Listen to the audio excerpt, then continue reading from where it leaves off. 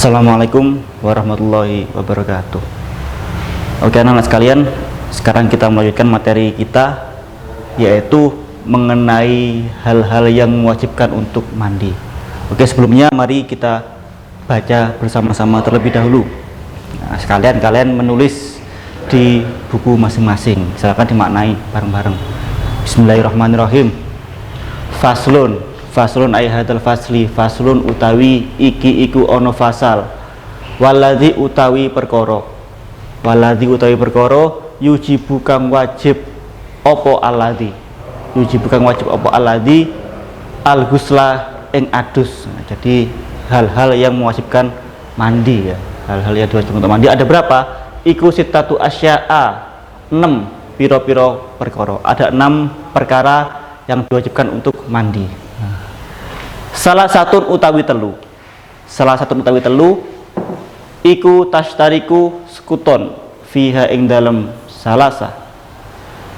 Tashtariku iku skuton fiha ing dalem salasa sopo arrijalu wong lanang, wanisa'u lan wong wadon. Jadi 3 hal yang pertama itu bersama-sama antara laki-laki dan perempuan, sama-sama mengalaminya. Nah, apa itu? Nah, wahia utawi salasa iku iltiqaul khitanaini, ketemune pasunatan loro, wa inzalul mani lan metune mani, wal mautu lan mati. 3 hal yang pertama yaitu bertemunya 2 kemaluan, terus kemudian inzal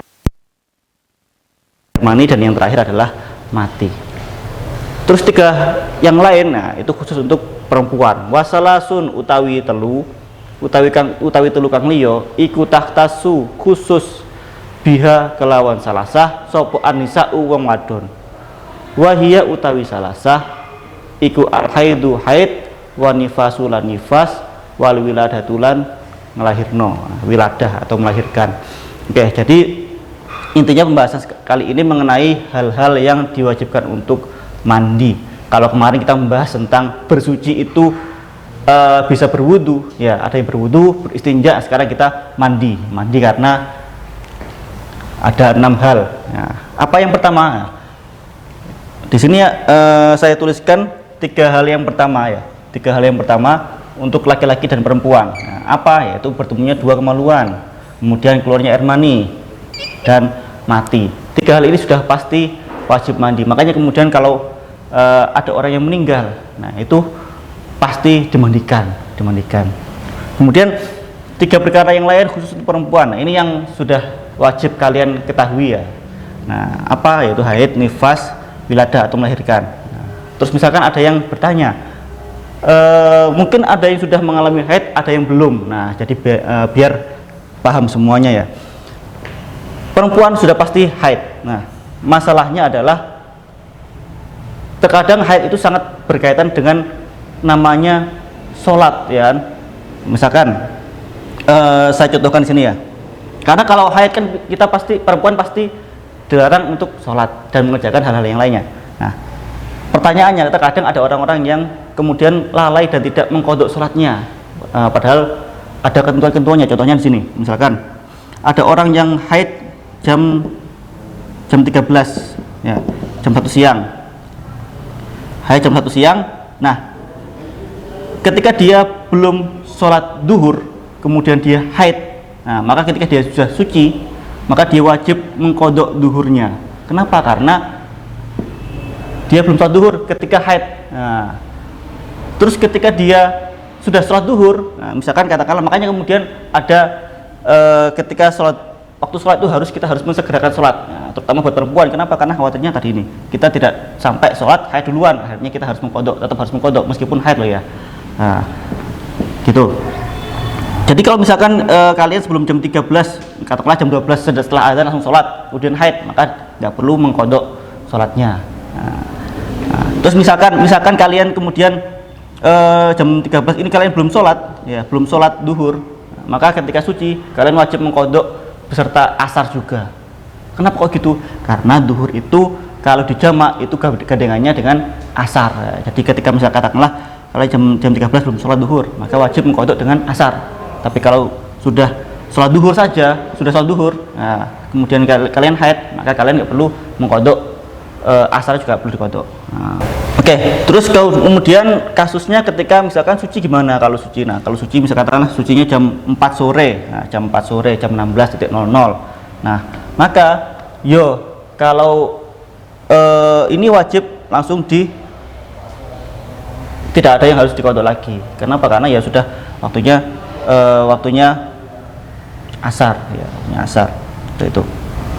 Terus nifas. Nah, nifas dan wiladah. Di sini saya menuliskan nifas, wiladah ini melahirkan. Nifas, kalau kita ketahui nifas juga berhubungan dengan melahirkan. Tapi ada bedanya. Apa bedanya? Nah, wiladah ini darah yang keluar ketika bersamaan dengan bayi itu keluar.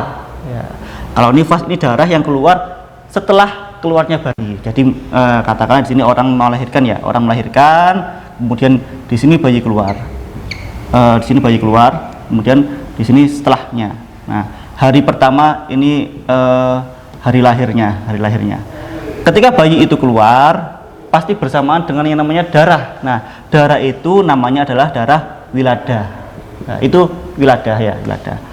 Terus setelah bayi itu keluar pasti tetap ada darah yang keluar. Nah, itu sudah dinamakan hari nifas, darah nifas. Dan itu sudah hari pertama nifas ya. Nifas hari pertama. Nah, seterusnya sampai hari maksimal nifas ya ada sampai 40 hari, 60 hari gitu kan. Berbeda-beda tiap orang nifasnya. Terus tapi terkadang ada orang yang nifasnya itu seperti ini. Jadi kan hari pertama lahir itu sudah hari nifas hari pertama dan wiladah.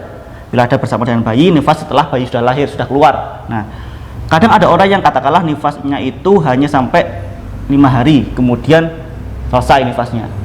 Nah, kemudian dia tanggal hari ke-15, nah, setelah melahirkan ya, dia keluar darah lagi. Nah, tanggal ke-5 nifas dia sudah nggak keluar darah. Hari ke-16 dia keluar darah lagi. Nah, ini sudah dinamakan darah haid.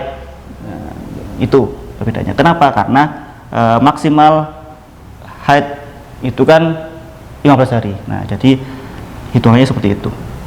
Tapi kalau misalkan dia nifasnya itu terus sampai 20 hari tanpa henti, ya wis, itu tetap dikatakan nifas ya. Meskipun hari ke-16 tetap keluar darah, tapi karena tidak ada jedanya, ya wis, tetap dinamakan nifas. Oke. Itu bisa kalian pelajari selebihnya di pelajaran lainnya nanti. Oke. Jadi itu intinya ada 6 perkara yang diwajibkan untuk mandi gitu ya. Jadi jangan sampai ketika kalian haid kemudian terus nggak mandi. Nah, kalau setelah suci kemudian nggak mandi, ya itu nggak boleh, harus pasti mandi. Ya, seperti itu. Niatnya sudah pasti tahu semua. Nawaitul ghusla li raf'il hadasil akbari fadlullahi taala. Nah, seperti itu. Oke, mungkin cuma itu yang bisa saya sampaikan. Kurang lebihnya mohon maaf. Saya akhiri. Wassalamualaikum warahmatullahi wabarakatuh.